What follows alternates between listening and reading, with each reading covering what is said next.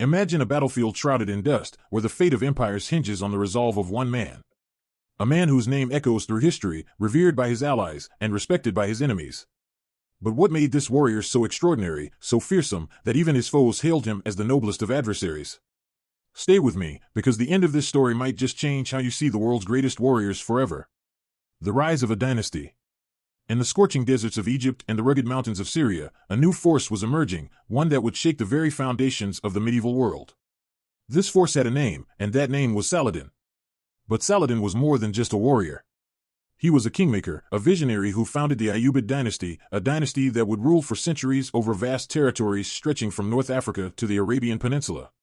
The sheer scope of his influence is hard to fathom, but it wasn't just the land he conquered, it was the hearts and minds of people that he captured. Saladin's rise wasn't marked by an easy path. He fought not just against external enemies but also against internal divisions, uniting the fractured Muslim world under a single banner. Picture this, a leader who could see beyond the immediate battle, whose every move was calculated to create an empire that would outlast him, a leader who knew that sometimes the most formidable weapon isn't the sword, but the unity of a people. The conquest of Jerusalem. Now, let's transport ourselves to the year 1187. The air is thick with tension, and Jerusalem, the crown jewel of the Crusades, stands as a fortress of the Christian world. But on the horizon, a storm is brewing. Saladin, with his unwavering determination, prepared to reclaim Jerusalem. The Battle of Hattin was the turning point, a battle that wasn't just a clash of armies, but a clash of ideals, of civilizations. Under the blazing sun, Saladin's forces outmaneuvered and decimated the Crusader armies. The result? A victory so resounding that it left Jerusalem vulnerable, ready to be reclaimed. But here's where the story takes an unexpected turn. When Saladin finally entered Jerusalem, he didn't exact the revenge that so many expected. Instead, he showed mercy, allowing Christian worshippers to continue their pilgrimages and ensuring the safety of all religious sites. This was a man who understood the power of compassion, a warrior who knew that true victory was not in bloodshed, but in earning the respect of the world. The chivalrous warrior.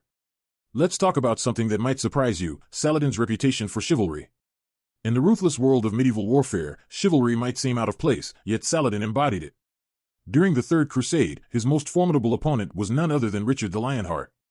These two titans of war clashed repeatedly, yet there was a mutual respect that transcended the battlefield. When Richard fell ill, it wasn't one of his allies who sent him fresh fruit and snow to cool his fever, it was Saladin, his enemy. Imagine being so revered that even your enemy admires you. This wasn't just a warrior, this was a man who understood that honor was the true measure of greatness. The unified Muslim forces. Before Saladin, the Muslim world was a patchwork of rival factions. But he had a vision, a unified front that could stand against any enemy, particularly the Crusaders. He forged alliances, brokered peace deals, and when necessary, he fought with the ferocity of a lion.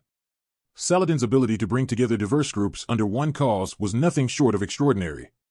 He didn't just unite armies, he united hearts and minds. This was more than strategy, this was leadership in its purest form. And it's what made him not just a warrior, but a statesman of unparalleled skill. The defender of faiths. Saladin was a devout Muslim, but his respect for other faiths was legendary. After the capture of Jerusalem, he allowed Christians to worship freely and protected Jewish communities. In a time when religious intolerance was the norm, Saladin stood as a beacon of tolerance and respect.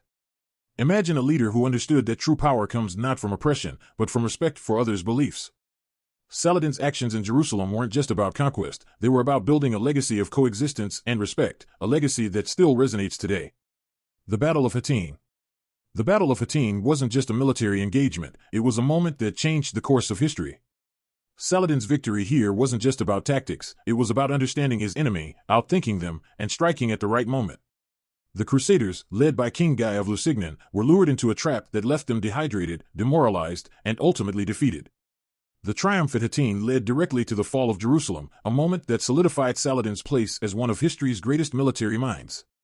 The generous and modest ruler. Despite ruling over a vast empire and having access to unimaginable wealth, Saladin lived a life of modesty and humility. He gave away much of his wealth to the poor, to his soldiers, and to the cause of Islam. It's almost impossible to believe that a man who had the world at his feet chose to live so simply. When he died in 1193, it's said that he left behind barely enough money to pay for his funeral. Saladin's life was a testament to the idea that greatness isn't measured by what you have, but by what you give. The literary legend. Saladin's influence wasn't limited to the battlefield, it seeped into the very fabric of Western literature. He was often portrayed as the ideal noble enemy, a figure who, despite being on the opposite side, was respected and admired. From Dante's Divine Comedy to the Song of Roland, Saladin became a character who symbolized the idea of the noble warrior, a man who fought with honor and whose legacy would be remembered for centuries. The Tomb of a Legend. In the heart of Damascus lies the final resting place of Saladin. His tomb is a simple one, a wooden sarcophagus housed in the Umayyad Mosque. But it wasn't just any tomb, it was later enhanced by a marble addition, a gift from none other than Emperor Wilhelm II of Germany in 1898. This was a tribute, not just to a warrior, but to a man whose legacy transcended borders and cultures.